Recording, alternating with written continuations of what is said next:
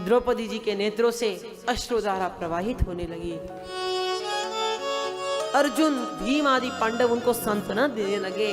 अर्जुन क्रोधित हो गया, क्रोध में आकर प्रतिज्ञा की, हे द्रौपदी, तुम चिंता मत करो, मैं प्रतिज्ञा करता हूं कि आज सूर्यास्त से पहले तुम्हारे पुत्रों के हत्यारे को तुम्हारे सम्मुख खड़ा करूंगा।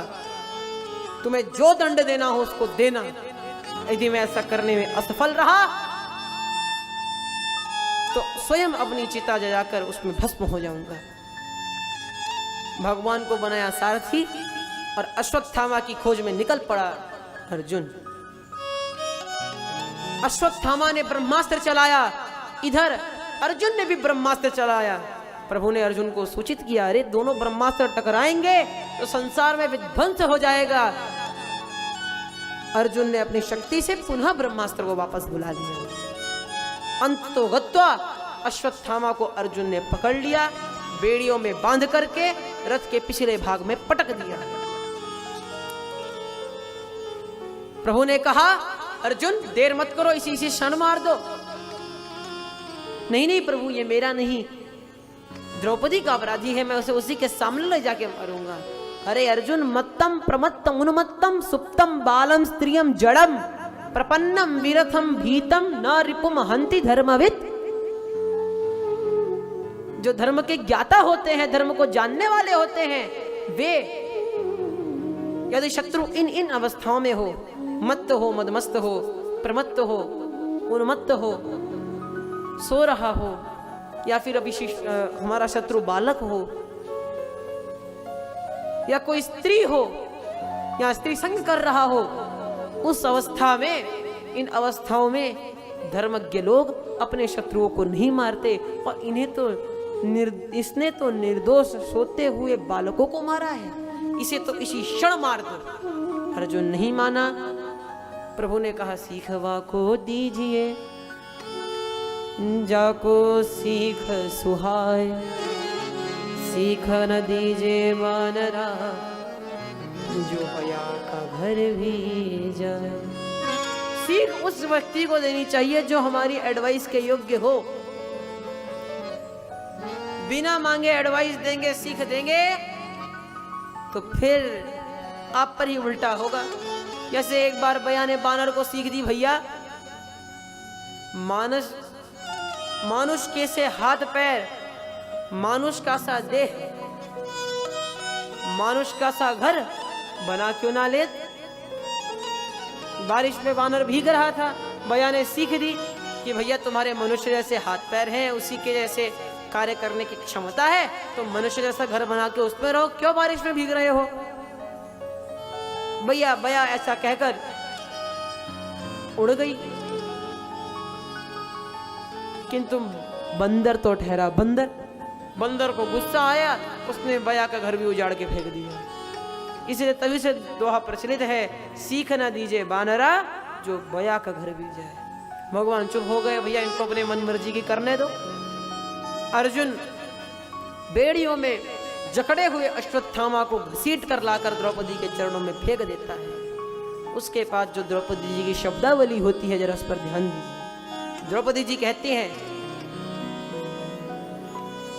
उवाच च सहन्तस्या बन्धना नयनं सति मुच्यतामेषः ब्राह्मणो नितरां गुरु।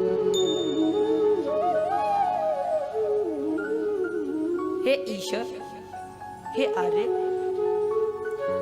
हे स्वामी, आप इन्हें छोड़ दीजिए, इन्हें मुक्त कर दीजिए। ये आपके गुरुदेव हैं, पुत्र के रूप में स्वयं आपके गुरु यहाँ हैं। इनके साथ इतना दुराचार न करें, इनका इतना अनादर न करें, इन्हें छोड़ दीजिए। द्रौपदी जी के वचन जब सुने, अर्जुन को क्रोध और आने लगा। अरे द्रौपदी, ये तुम्हारे पुत्रों का हत्यारा है और तुम इसे छोड़ने की बात कह रही हो। मेरा तो हृदय करता है कि इसी क्षण मार दो, और तुम कह रही हो इसे छोड़ दो। ये कैसी बात कर रही है? नहीं, इन्हें छोड़ दीजिए। युधिष्ठिर जी भी द्रौपदी जी के स्वर में स्वर मिलाने लगे। वे भी अर्जुन से मना करने लगे कि अर्जुन ऐसा मत करो, इसको मत मारो, इसको छोड़ दो। द्रौपदी जी कहती हैं आपको इनकी कोई फिक्र नहीं तो कम से कम अपनी गुरु माँ की तो फिक्र कीजिए। मारो दीदस्य जननी गौतमी पति देवता यथाहं मृतवत्सार्था रोदिम्यश्रुमुखीं।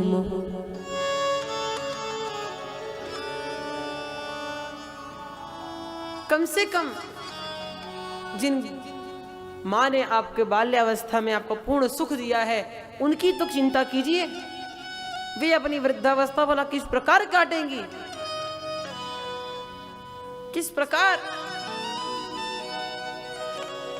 उनके वृद्धावस्था का सहारा भला कौन बनेगा। अब भीम एवं अर्जुन एक बात कहते हैं, द्रौपदी जी और युधिष्ठिर जी एक बात कहते हैं।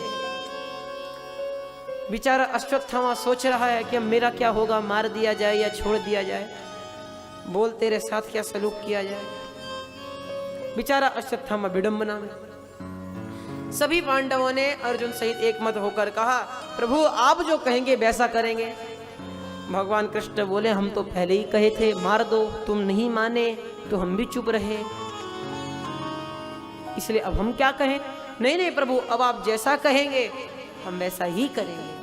अच्छा मानोगे मेरी बात? और सभी ने कहा जी प्रभु जैसा आपका निर्णय होगा वो हमारा भी अंतिम निर्णय होगा। तब भगवान कहते हैं तो सुनो, ब्रह्म बंधुर्न हन्तव्यम् आततायी वधारणम् आततायी वधारणम्। अर्जुन शास्त्र ऐसा कहते हैं कि ब्राह्मण चाहे कितना ही बड़ा अपराधी क्यों ना हो उसका वध कदापि नहीं करना चाहिए, उससे ब्रह्म हत्या का दोष लगता है। लेकिन अर्जुन तुम निराश मत हो, शास्त्र ऐसा भी कहते हैं कि आतताई कोई भी हो उसे छोड़ना नहीं चाहिए।